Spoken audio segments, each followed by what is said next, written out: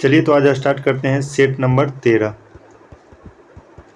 Set 13 है। पहला question है, बिटकर के 5 किंगडम वर्गीकरण में यूकेरियोटस को निम्न में से किस वर्ग में रखा गया है। तो बिक्टर के 5 किंगडम वर्गीकरण में यूकेरियोटस को जो रखा गया है वह 5 में से 4 किंगडम में रखा गया है। तो इसका आंसर होगा बी, 5 में से 4 किंगडम। क्वेश्चन नंबर 2 आते हैं, निम्नलिखित में से किसमें ऑक्सीजन की ऑक्सीकरण अवस्था सबसे अधिक होती है। तो 4 ऑप्शन दिया गया है, इसमें जो ऑक्सीकरण की अवस्था सबसे अधिक है जो O2F2 है। तो इसका आंसर होगा सी, O2F2। क्वेश्चन नंबर आते हैं 3 पर। क्वेश्चन नंबर 3 है कि निम्नलिखित में से कौन सी राशि सदिश है। कौन सी राशि सदिश है। तो जड़त्व है जो अदिश राशि है, कोणीय संवेग है जो सदिश राशि है, चाल है जो अदिश राशि है, बल है जो सदिश राशि है, विस्थापन है जो सदिश राशि है। तो सदिश कौन कौन हुआ, कोणीय संवेग, बल और विस्थापन। तो 2, 4, 5। तो 2, 4, 5 है ऑप्शन नंबर 3 पर। तो इसका आंसर होगा 3 सी। क्वेश्चन नंबर आते हैं 4 पर। क्वेश्चन नंबर 4 है कि वह प्रक्रिया या घटना जिसमें सामान्य लैंगिक जनन की स्थान पूर्ण रूप से अलैंगिक जनन ले लेता है क्या कहलाता है। तो असंजनन कहलाता है। तो इसका आंसर होगा ए, असंजनन। क्वेश्चन नंबर 5, फेन प्लवन विधि से अयस्क को सांद्रित करने में अयस्क के कण झाग के साथ तैरने लगते हैं, क्यों तैरने लगते हैं। तो वे हल्के होते हैं। तो इसका आंसर होगा डी, वे हल्के होते हैं। क्वेश्चन नंबर आते हैं 6 पर।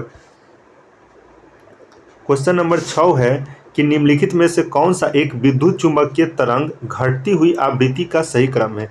तो घटती हुई आवृत्ति का जो सही क्रम है वह कौन सा होगा। तो 4 ऑप्शन दिया हुआ है, उसी में से होगा। तो पहला है घटती हुई आवृत्ति में जो घटती हुई क्रम होता है, जो सबसे ज़्यादा होता है वह होता है गामा किरण की। उसके बाद होता है एक्स किरण की। उसके बाद होता है पराबैंगनी किरण की। उसके बाद होता है अब दृश्य किरण की। उसके बाद होता है अवरक्त किरण की। उसके बाद होता है सूक्ष्म किरण की। उसके बाद होता है रेडियो तरंग की। तो इसी प्रकार से घटते जाता है। तो सबसे अधिक होती है जो गामा किरण की, उसके बाद एक्स किरण की, पराबैंगनी की, अवरक्त की। तो इसका आंसर होगा सी। क्वेश्चन नंबर आते हैं 7 पर। कशेरुकों के वृषण में शुक्राणुओं का निर्माण किस कोशिका विभाजन के फलस्वरूप होता है। तो कशेरुकों के वृषण में शुक्राणुओं का निर्माण जो होता है वह मियोसिस द्वारा होता है। तो इसका आंसर होगा बी, मियोसिस। क्वेश्चन नंबर आते हैं 8 पर।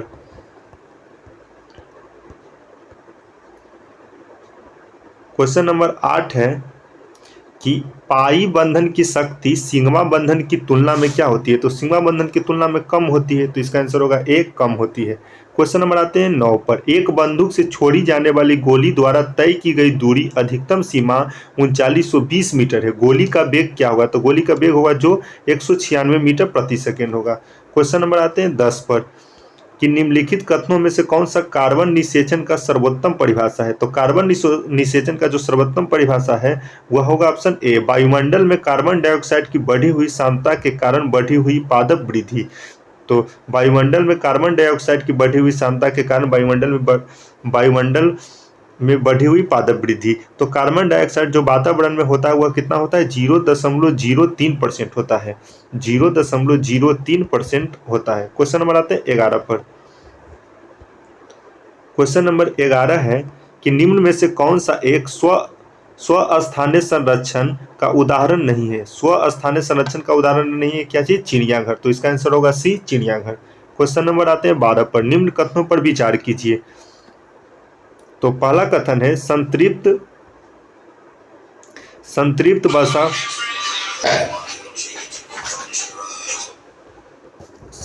वसा स्वास्थ्यवर्धक होते हैं। तो यह सही है कि संतृप्त वसा होते हैं जो स्वास्थ्यवर्धक होते हैं।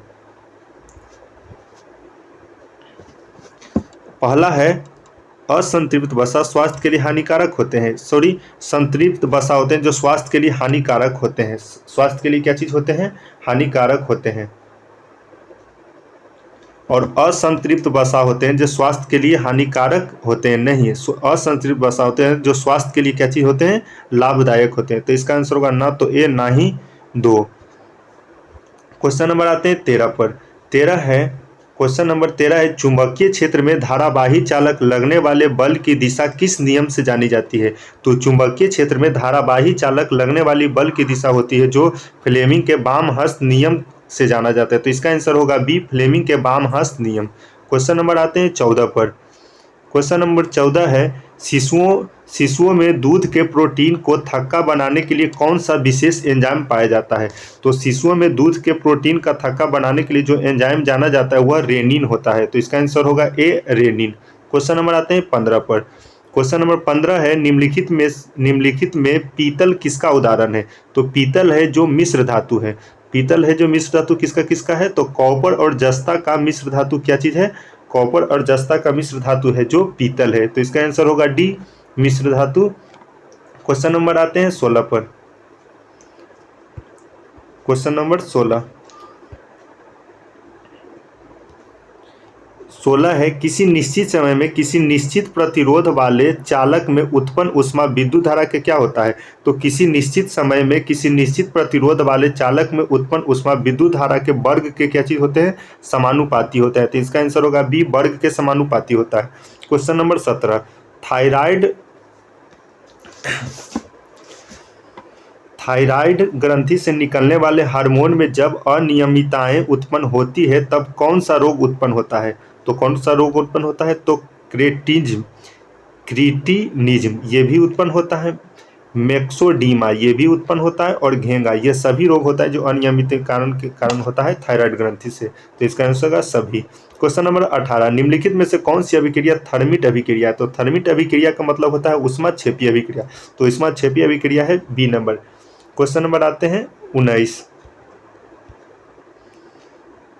क्वेश्चन 19 है, एक मोटर गाड़ी जिसका द्रव्यमान 500 केजी है एक मोड़ पर मुड़ जाती है। मोड़ की त्रिज्या 60 मीटर है। यदि घर्षण गुणांक 0.75 हो तो मोटर गाड़ी की महत्तम चाल क्या होगी जिससे मोटर गाड़ी को मोड़ा जा सकता है? तो मोटर गाड़ी की अधिकतम चाल होगी जो 21 मीटर प्रति सेकेंड होगी। क्वेश्चन नंबर आते हैं 20 पर। वैज्ञानिकों की टीमों में किसने सर्वप्रथम अंटार्कटिका के ओजोन छिद्र का पता लगाया? तो ब्रिटिश वैज्ञानिक 1985 ईस्वी में यह पता लगाया कि अंटार्कटिका के ऊपर ओजोन छिद्र है। तो इसका आंसर होगा डी। क्वेश्चन नंबर 21, मानव शरीर में रुधिर परिसंचरण का सही क्रम क्या है? तो मानव शरीर में रुधिर परिसंचरण का जो सही क्रम है वह दायां अलिंद है, दायां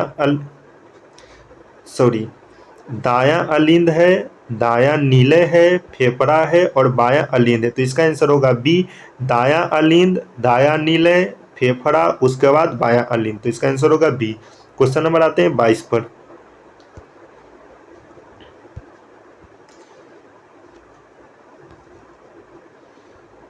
क्वेश्चन नंबर 22 है, निम्नलिखित तत्वों में से कौन सा एक अम्लों में हाइड्रोजन प्रतिस्थापन कर लवण बनाता है? तो जस्ता है जो अम्लों में हाइड्रोजन प्रतिस्थापित कर लवण बनाएगा। तो इसका आंसर होगा डी, जस्ता। क्वेश्चन नंबर 23, जल के वाष्पन की अत्यधिक उच्च ऊष्मा मुख्यतः किसका परिणाम है? तो जल के वाष्पन की अत्यधिक उच्च ऊष्मा जो है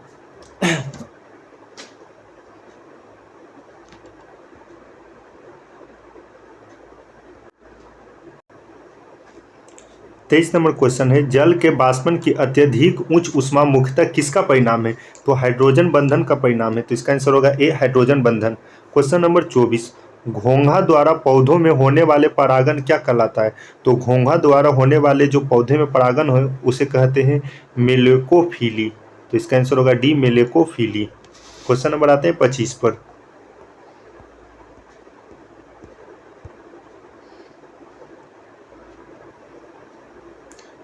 25 है कि बर्फ छूने से हमें ठंडा लगता है। तो यह सही है कि बर्फ छूने से हमें क्या चीज लगता है? ठंडा लगता है। बर्फ को छूने से हमारा शरीर का ऊष्मा क्षय होता है। तो यह भी सही है कि बर्फ को छूने से हमारे शरीर की ऊष्मा क्या चीज होता है? क्षय होता है। तो ए और आर सही है, आर ए की सही व्याख्या है। तो इसका आंसर होगा ए। क्वेश्चन नंबर 26, वह वस्तु नियत चाल से एक वृत्तीय पथ पर गति कर रही है, इसका त्वरण क्या होगा? तो इसका त्वरण होगा जो वेग के लंबवत होगा। तो इसका आंसर होगा सी, वेग के लंबवत। क्वेश्चन नंबर आते हैं 27 पर। प्रतिवर्ती क्रियाओं का नियंत्रण कहाँ से होता है? तो प्रतिवर्ती क्रियाओं का नियंत्रण होता है जो मेरु रज्जु से होता है। तो इसका आंसर होगा बी, मेरु रज्जु।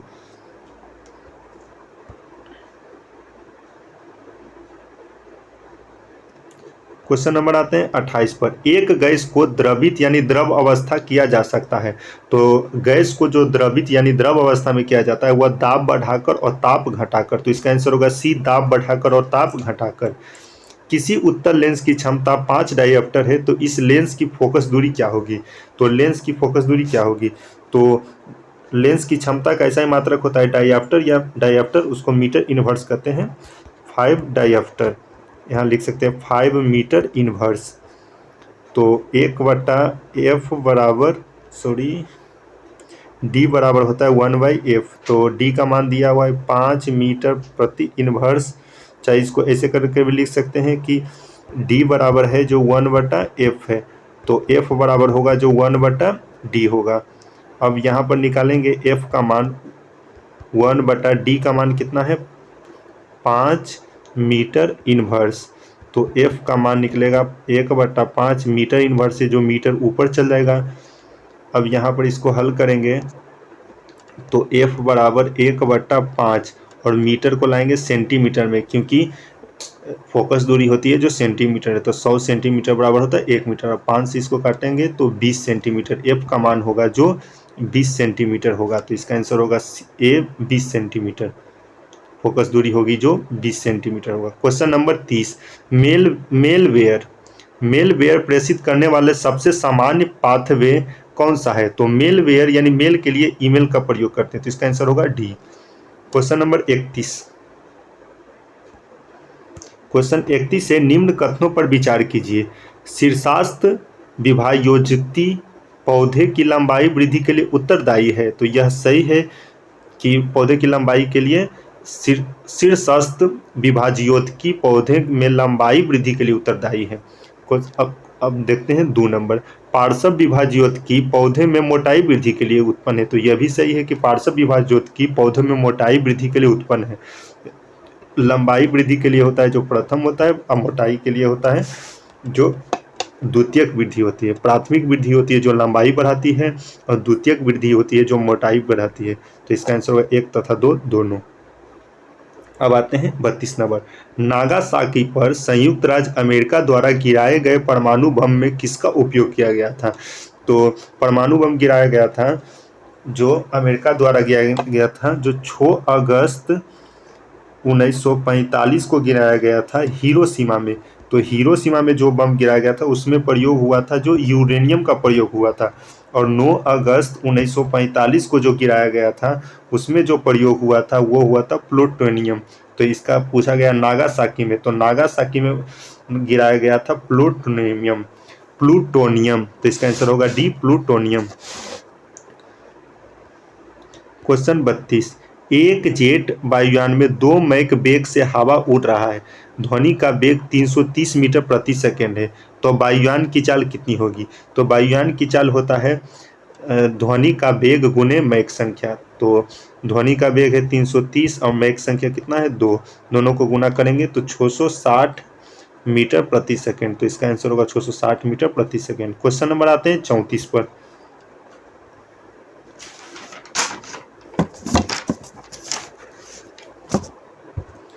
क्वेश्चन 34 है।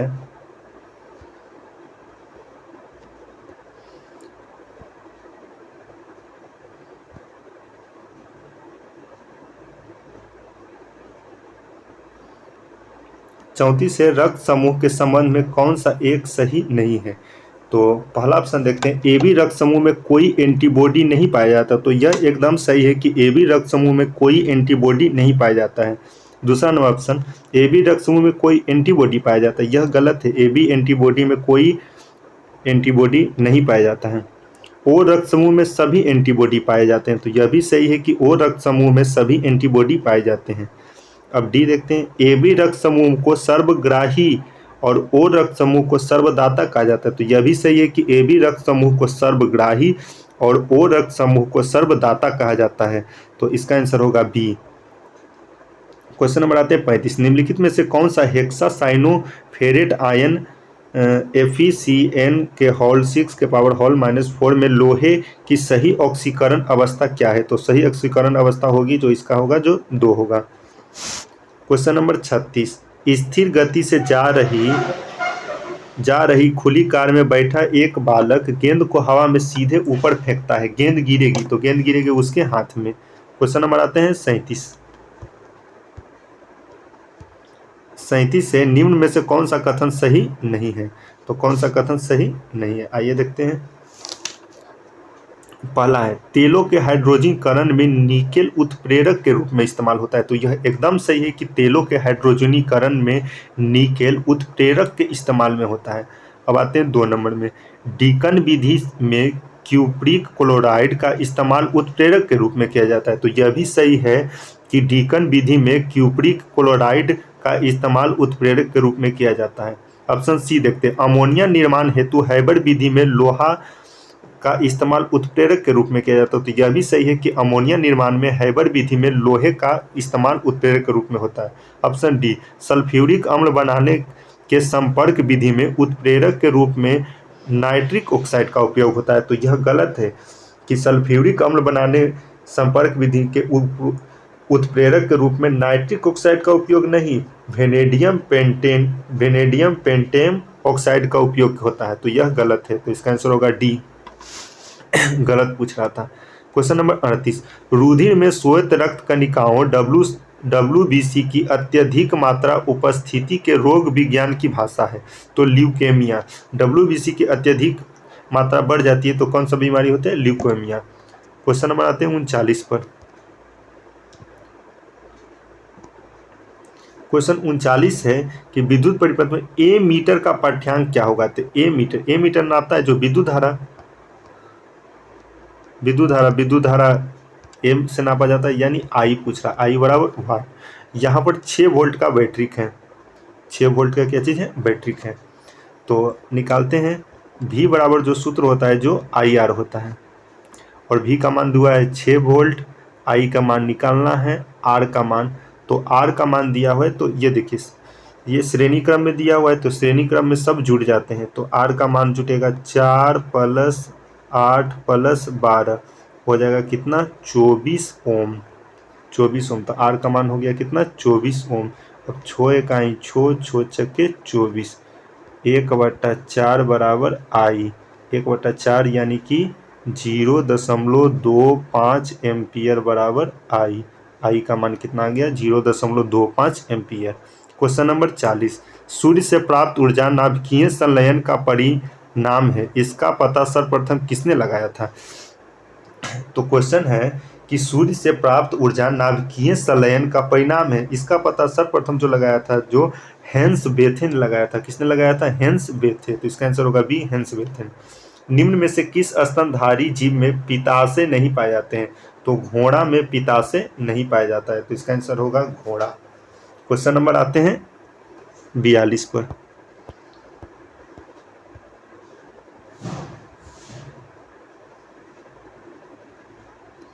क्वेश्चन 42 है कि निम्न में कौन सा प्राथमिक सेल नहीं है? तो प्राथमिक सेल कौन सा नहीं है? तो सीसा संचायक सेल है जो प्राथमिक सेल नहीं है, तो इसका आंसर होगा सी, सीसा संचायक। क्वेश्चन नंबर 43, निम्नलिखित में से किस एक परिघटना के कारण प्रकाश का अपवर्तन नहीं है? तो कौन सी 4 ऑप्शन दिया गया है, इनमें कौन सा है जो प्रकाश के अपवर्तन का कारण नहीं? सूर्योदय से पहले तथा सूर्यास्त के बाद सूर्य का दिखना, तो यह सही है कि यह प्रकाश का अपवर्तन के कारण होता है। दिन में आकाश का रंग नीला दिखाया, तो यह प्रकाश के अपवर्तन के कारण नहीं, प्रकाश के प्रकीर्णन के कारण होता है। तो यह होता है जो प्रकाश के प्रकीर्णन के कारण होता है। यह क्या चीज़ के कारण होता है? प्रकीर्णन के। तारे का टिमटिमाना, यह प्रकाश के अपवर्तन के कारण होता है। और पानी से भरा बाल्टी की गहराई कम प्रतीत हुआ, यह भी अपवर्तन के कारण होता है। तो इसका आंसर होगा बी, दिन में आकाश का रंग नीला दिखाई देना। क्वेश्चन नंबर 44, निम्न में कौन सा विकल्प सही नहीं है? तो कौन सा विकल्प सही नहीं? सेब का लाल रंग जेंथोफिल से होता है, तो यह गलत है, जेंथोफिल से नहीं होता है। सेब का जो लाल रंग होता है जो एंथोसाइनिन से होता है। क्या चीज़ से होता है? एंथोसाइनिन से। तो इसका आंसर होगा ए, सेब का लाल रंग एंथोसाइनिन से होता है। टमाटर का लाल रंग लाइकोपिन, यह सही है। पपीता का पीला रंग कैरी कैरिएका जेंथिन, ये भी सही है। गाजर का लाल रंग कैरोटीन, ये भी सही है। Question number 45। क्वेश्चन 45 है, एनोडीकरण के द्वारा किस धातु का संरक्षण यानी जंग से बचाया जा सकता है? तो एनोडीकरण के द्वारा एल्यूमिनियम को बचाया जा सकता है, तो इसका आंसर होगा सी, एल्यूमिनियम। क्वेश्चन नंबर 46, ऊष्मा का स्थानांतरण निम्न में से किस विधि के द्वारा सबसे तीव्र गति से होता है? तो ऊष्मा का स्थानांतरण होता है जो होता है विकिरण विधि से सबसे तेज गति से, तो इसका आंसर होगा सी, विकिरण। क्वेश्चन नंबर 47, मानव रक्त में श्यानता के कारण क्या होता है? तो मानव रक्त में श्यानता के कारण होता है रक्त में प्रोटीन, तो इसका आंसर होगा ए, रक्त में प्रोटीन। क्वेश्चन नंबर आते हैं 48 पर,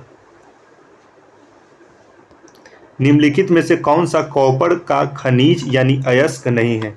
तो निम्न में से कौन सा कॉपर का अयस्क नहीं है? तो पायरोसाइलाइट कॉपर का अयस्क नहीं है, बाकी सब कॉपर।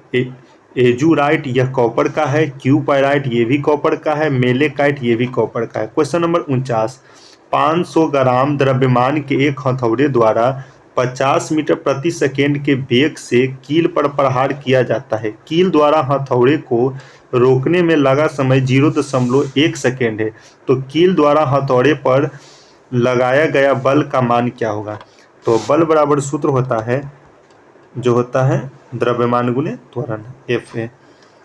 अब बल का मान पूछा है, एम का मान दिया हुआ है यहाँ पर कितना, 50 ग्राम, सॉरी 500 ग्राम, ग्राम को हम करेंगे केजी में तो 1000 केजी। अब ए यानी त्वरण ए बराबर भी माइनस यू अब बटा क्या चीज़, समय।